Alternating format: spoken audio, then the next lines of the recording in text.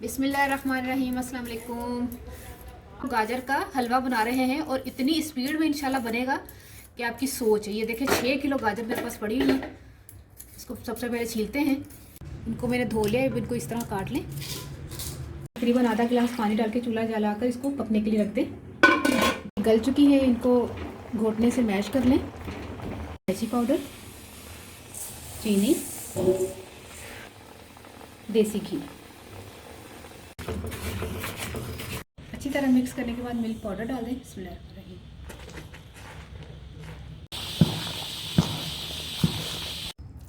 तैयार हो गया है ये। कैसा लगा आपको 6 किलो गाजर का हलवा बनाना? अब आपने इस चैनल को सब्सक्राइब करना है, लाइक करना है, शेयर करना है। और देखें, ज़बरदस्त किस्म का हलवा हमने 6 किलो बड़ा फटाफट बना लिया है। ट्राई ज़रूर कीजिएगा। मुझे अपनी दुआ में ज़रूर याद रख लीजिएगा। ओके, अल्लाह हाफिज़।